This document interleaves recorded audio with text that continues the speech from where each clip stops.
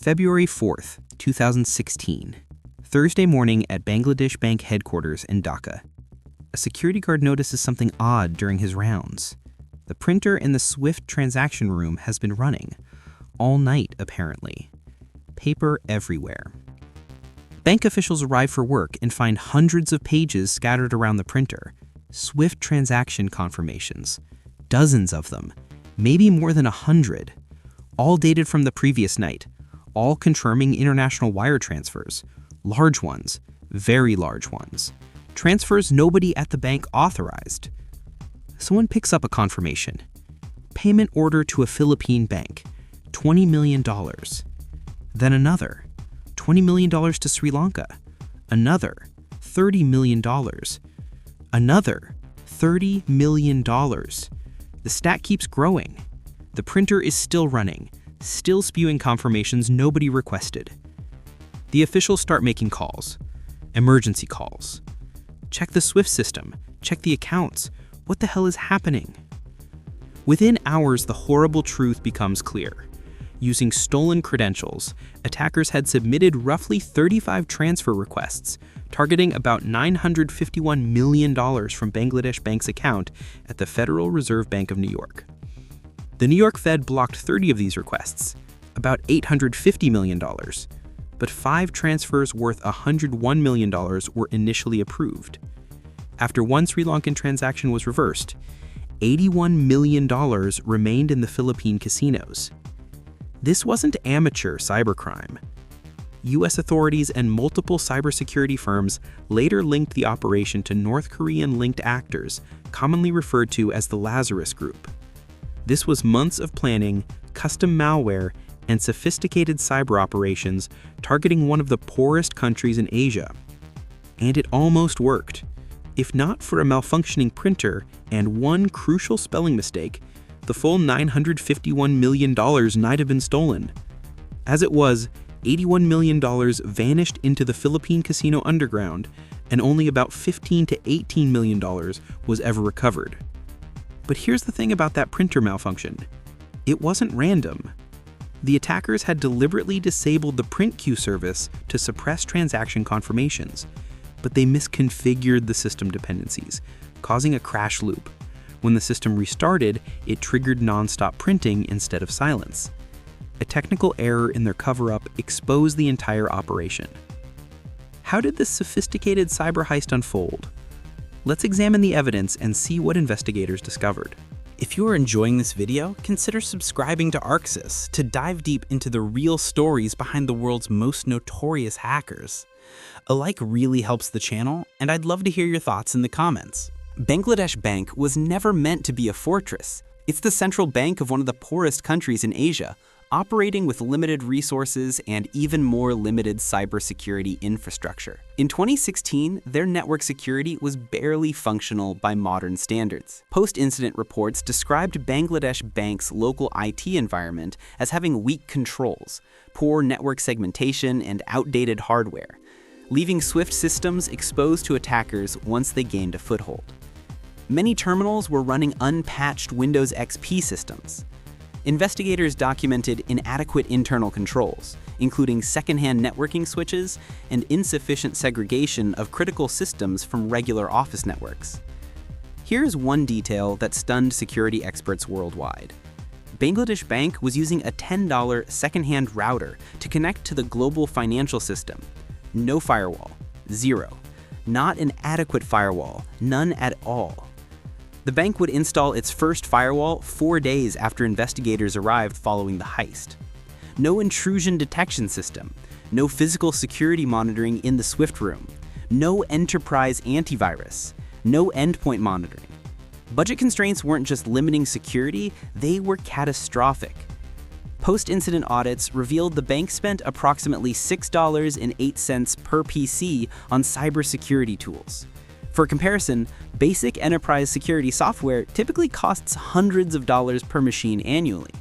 A $10 router and $6 per computer to protect access to nearly $1 billion. Swift is the global banking messaging system, the backbone of international money transfers. When Bank A wants to send money to Bank B in another country, they use SWIFT to send authenticated payment messages. Banks trust SWIFT messages because they're supposed to be secure, authenticated, and impossible to fake. The system moves trillions of dollars daily. Bangladesh Bank held an account at the Federal Reserve Bank of New York containing their foreign currency reserves, about $1 billion. They use SWIFT to move money in and out of that account, standard procedure for central banks worldwide. The difference was their security infrastructure, or lack of it. Ironically, Governor Ayur Rahman had reportedly hired an American cybersecurity firm a year before the heist, but bureaucratic red tape prevented them from starting operations. Security improvements sat trapped in administrative limbo while attackers were already inside the network. This made them an attractive target. The DOJ and cybersecurity firms later attributed the operation to North Korean-linked actors, specifically a group tracked as Lazarus Group, responsible for the Sony Pictures hack in 2014 and dozens of other major cyber attacks. These weren't amateur cybercriminals. U.S. prosecutors alleged this was a state-sponsored operation. The attackers had been observing Bangladesh Bank for over a year before the heist. Forensic analysis estimated they were inside the bank's network for 7 to 12 months before executing the theft. Patient reconnaissance, learning everything. And nobody at Bangladesh Bank had any idea they were being watched. The attack began in late 2014 or early 2015. The exact timeline remains unclear because the attackers cover their tracks thoroughly. What investigators established is the entry method: spear phishing emails sent to Bangladesh Bank employees. Picture an employee receiving an email that looks completely legitimate. Maybe it appears to come from another bank or a financial institution they work with regularly. The email contains an attachment, a PDF or document that seems work-related and harmless. The employee opens it. Nothing appears to happen. In reality, according to forensic analysis, that attachment installed malware, custom malware designed specifically for this operation. The malware established a connection back to command and control servers, giving the attackers remote access to that computer. One computer becomes the foothold for the entire operation. From there, the attackers moved laterally through Bangladesh Bank's network. They weren't rushing. Security reports indicate they explored methodically, mapping out the network architecture, identifying where the SWIFT terminal was located, obtaining administrator credentials, and understanding how transactions were processed. Investigators and security firms identified multiple sophisticated malware components used in the operation. There was evddiag.x, which manipulated SWIFT logs. Keylogging modules captured operator credentials as they were typed. The malware families known as Acer and Odina monitored SWIFT operations in real time, learning transaction patterns. Critically, the malware also modified on-screen transaction histories shown to bank operators, making the fraudulent transfers appear normal and legitimate during processing. A variant of KillDisk was deployed with a destructive purpose. After the transfers, the malware attempted to wipe more than 30 critical systems inside Bangladesh Bank, including SWIFT terminal computers, file servers, and CCTV recording systems. This wasn't just about stealing money. The attackers wanted to destroy digital evidence and delay the investigation for days. The code showed overlap with fast-cache malware used in other North Korean-linked operations. This wasn't a single tool, it was an entire malware ecosystem designed for one purpose: stealing hundreds of millions from the SWIFT system. The SWIFT terminal runs a program called Alliance Access. The attackers needed complete access to this system. They needed valid credentials. They needed to understand the authentication process perfectly. For months, they watched and learned. Every legitimate transaction taught them something: how do bank officials authenticate transfers? What time of day do they process payments? What procedures are followed? They weren't just compromising a computer system, they were studying the human processes around that system. Ironically, SWIFT had issued a confidential warning to banks about increasing malware threats just weeks before the Bangladesh attack. The warning didn't mention Bangladesh Bank by name, but it highlighted the growing risk. Bangladesh Bank either didn't see the warning or didn't act on it in time. By May 2015, the RCBC accounts used in the heist had already been opened in the Philippines. 5 accounts at RCBC Bank, each with just $500 initial deposits. Dormant accounts, waiting 9 months before activation. By early February 2016, everything was ready. The malware was in place, the credentials were captured, the destination accounts were waiting. February 4th, 2016. Thursday night in Dhaka. The attackers chose this moment with calculated precision. They weren't just exploiting technology.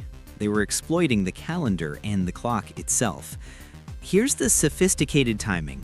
When the Federal Reserve Bank of New York started processing transfers Friday afternoon, Bangladesh Bank was closed for their weekend. Bangladesh observes Friday-Saturday weekends. When Bangladesh Bank reopened Sunday morning, the New York Fed was closed for their weekend. In the Philippines, closed for Chinese New Year celebrations. 3 time zones, 3 banking holidays, 3 days when institutions couldn't easily communicate with each other. Thursday night, 8 p.m. Dhaka time. The operation begins. Using stolen credentials, the attackers accessed the Swift Alliance Access software remotely. They submitted dozens of transfer requests, roughly 35, targeting about $951 million. Initial attempts had issues with missing intermediary bank routing information. Evidence suggests the attackers were monitoring in real time and adapting. Between 11:30 p.m. and 1 a.m., corrected requests were sent. 35 transfer orders, each formatted to look legitimate, each authenticated with valid credentials.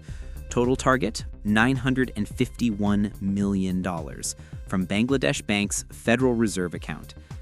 Most transfers, $81 million worth, routed to 5 accounts at Rizal Commercial Banking Corporation in the Philippines. Those accounts had been opened 9 months earlier with minimal deposits. 4 transfer requests were directed to Pan Asia Bank, but only one, $20 million to the Shalika Foundation, successfully passed initial processing before being blocked.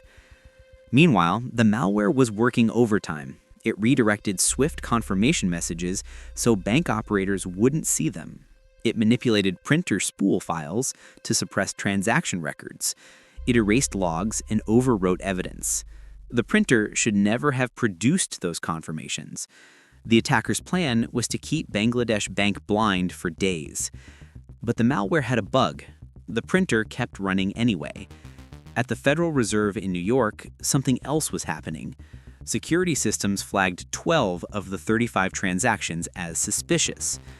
The Fed contacted Bangladesh Bank requesting manual confirmation, standard procedure for unusual activity.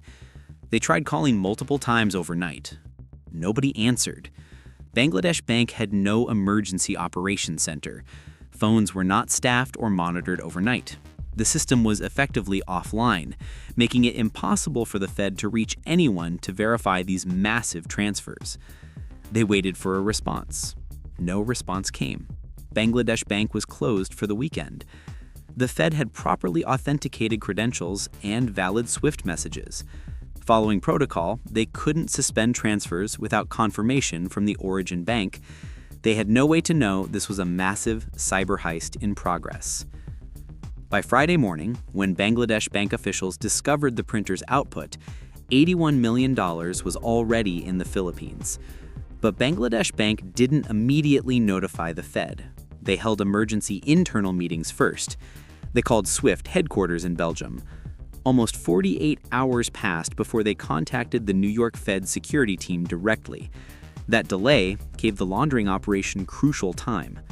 The full operation was starting to unravel, but for the attackers, $81 million was already successfully stolen. February 5th, 2016. Friday morning in Germany.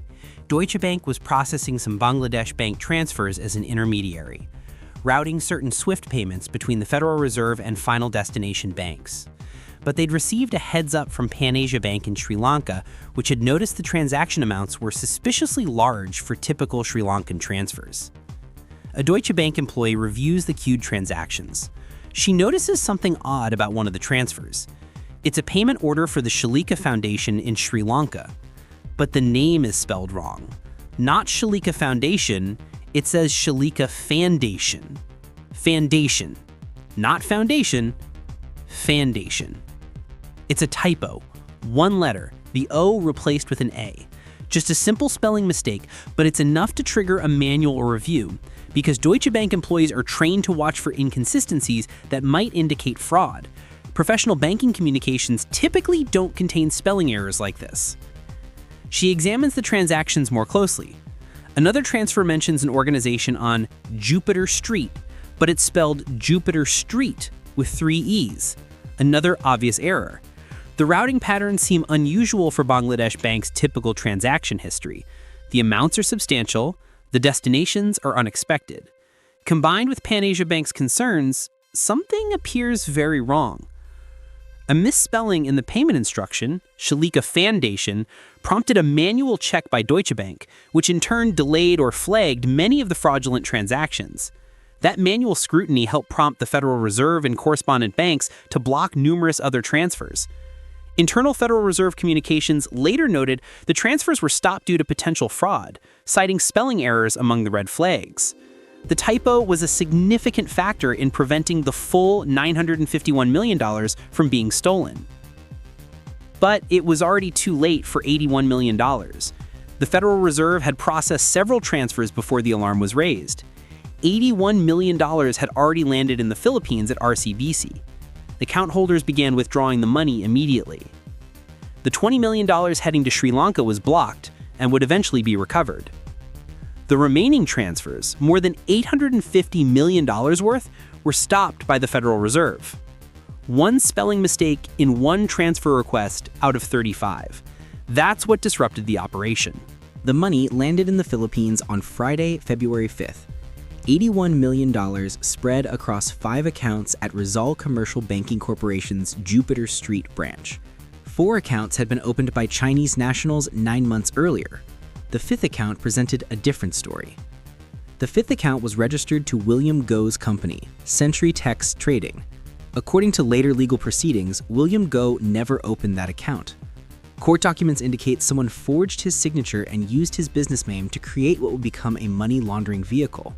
Go would later sue RCBC employees, alleging they facilitated fraud. A legitimate businessman whose identity was reportedly stolen for one of history's biggest heists. The branch manager overseeing these accounts was Maya Santos de Guido. What happened at that Jupiter Street branch over the next few days would later become the subject of Philippine Senate investigations and criminal prosecutions. The account holders acted quickly. Within days, investigators reported that nearly all $81 million was withdrawn. But RCBC's automated systems didn't stay quiet. The bank's internal warning system generated more than 12 red flag alerts for suspicious activity. RCBC Headquarters Compliance Division issued an instruction to freeze the accounts. That instruction was allegedly ignored at the branch level for 3 to 4 critical hours, a delay that proved decisive. According to Philippine Senate records, the branch delayed implementing the freeze order from headquarters, and during that window, the money disappeared. De Guido manually overrode the alerts. According to Senate testimony, branch security CCTV footage either went missing or was turned off during critical withdrawal periods. RCBC has disputed some of these characterizations. When questioned, De Guido claims she was following orders from higher-ups at the bank. RCBC's own internal auditors visited the branch during the withdrawal period. They did nothing. Compliance officers later testified about ignored warnings and suspicious activity flags that were manually overridden. And here's a detail that illustrates the scale. Investigators reported about $30 million of the stolen funds was withdrawn as cash. Reuters and other outlets noted that $30 million in banknotes would weigh roughly 1,500 kilograms, about 3,300 pounds. Imagine the logistics of moving 1.5 tons of physical currency through Manila. Much of the remainder flowed through Philippine casinos and junket operators. The Philippine casino industry had a significant regulatory gap at the time. Casinos weren't covered by the country's anti-money laundering laws. They weren't required to report large transactions or verify the source of funds in the same way banks were. This wasn't an oversight. Casinos had been explicitly excluded from anti-money laundering laws in 2012 due to industry lobbying efforts. This made them perfect vehicles for laundering. Junket casino operators facilitate high-roller gambling services. In this case, they converted stolen millions into casino chips. A Chinese man named Kim Wong, who ran a junket operation, received approximately $30 million according to his Senate testimony. He later stated he didn't know the money was stolen and believed he was facilitating legitimate casino transactions. Wai Kang Zhu, another figure identified in Senate testimony and DOJ reporting, controlled accounts that received approximately $40 million of the stolen funds. Ding Zhizhe also assisted in moving money through the laundering chain according to investigative reports. Some funds moved through a remittance company in the Maldives and through Macau-based junket networks and associated offshore accounts, expanding the international web of transactions. The casino chips were converted back to cash through various high roller accounts and private transactions. Some was gambled, likely minimal amounts for appearances. Most was withdrawn as cash or wire transferred to other accounts. The financial trail fragmented into dozens of smaller transactions, each progressively harder to trace. Philippine authorities launched investigations. Senate hearings were held. RCBC employees were arrested. But recovering the money proved nearly impossible. While investigations intensified in Manila, an unusual incident occurred back in Bangladesh. Tanveer Hassan Zoha, an IT specialist involved in probing the breach, was reportedly abducted for several days in March 2016 and later resurfaced. The circumstances remain contested in public reporting. His family filed reports claiming abduction. The full details of what happened during those days remain unclear. Meanwhile, RCBC attempted to deflect responsibility. The bank published a public statement claiming, quote, "The New York Federal Reserve should have stopped the transfers." They argued the Fed had failed in its duty as the correspondent bank. U.S. investigators and the Federal Reserve firmly rejected this characterization. Their response was clear. The SWIFT messages contained valid credentials, proper authentication protocols had been followed, and Bangladesh Bank had failed to respond to multiple confirmation requests during the review period. The Fed had operated according to established banking procedures. The failure was in Bangladesh Bank's compromised systems and lack of response, not in the Federal Reserve's processing. International investigators assembled the technical evidence. The FBI, working with cybersecurity firms including BAE Systems and FireEye, analyzed the malware found on Bangladesh Bank's systems. The code patterns matched previous attacks. The techniques aligned with known methods. The infrastructure, command and control servers, malware signatures, operational patterns, all pointed to the same attribution. U.S. authorities and multiple cybersecurity firms publicly attributed the operation to North Korean-linked actors, specifically the group tracked as Lazarus Group, the same group behind the Sony Pictures hack in 2014. Multiple intelligence agencies and security firms independently reached the same conclusion. U.S. prosecutors allege this was a state-sponsored operation funded and directed by the North Korean government, seeking foreign currency to fund its nuclear weapons program and bypass international sanctions. Bangladesh Bank pursued recovery through legal channels. They filed lawsuits against RCBC in New York and pursued legal actions in the Philippines. They sued the Federal Reserve for processing fraudulent transfers. They worked with Interpol and international law enforcement. Years of complex legal battles followed. Some money was eventually recovered from frozen accounts and casino seizures. Approximately $15 million was recovered directly, with total recoveries reaching up to $18 million when including asset seizures and partial clawbacks, though figures vary depending on the source. But the majority? Gone. On March 15, 2016, Governor Adio Rahman resigned under intense political pressure. He'd been at the helm when Bangladesh Bank suffered one of the worst security breaches in banking history. Multiple bank officials were fired or faced criminal charges. The institution's reputation was severely damaged. In the Philippines, legal proceedings moved forward. RCBC branch manager Maya Santos de Guito was convicted and sentenced to 4 to 7 years in prison in 2019 for money laundering. She had facilitated the transfer of stolen funds into those 5 accounts. Other RCBC employees faced similar charges. The bank itself was fined $21 million by Philippine regulators for its role in the scandal and failures in due diligence. U.S. authorities have publicly charged individuals they allege were involved. In September 2018, the DOJ filed charges against Park Chin-hyuk. In February 2021, a federal indictment unsealed additional charges naming 3 individuals, Park Chin-hyuk, Jong Chang-hyuk, and Kim Il, for a wide range of alleged cybercrimes that U.S. prosecutors claim include the Bangladesh operation. None will likely face trial, as the accused remain outside U.S. custody. But the implications reach far beyond Bangladesh. The heist exposed a global SWIFT vulnerability. Investigators discovered that at least 11 other banks worldwide had been targeted using similar Lazarus malware. Countries affected included Vietnam, Ecuador, India, Costa Rica, and Nepal. Bangladesh wasn't an isolated incident. It was one successful attack in a worldwide campaign against financial institutions. SWIFT implemented significant security protocol overhauls following the heist. They launched the Customer Security Program, introducing mandatory two-factor authentication for all member banks. They established minimum security baseline requirements that banks must meet to maintain SWIFT access. A new daily anomaly detection system monitors transaction patterns across the network. SWIFT now requires independent annual security audits of all member banks. These weren't suggestions, they were mandatory requirements. Banks that failed to comply faced disconnection from the global financial system.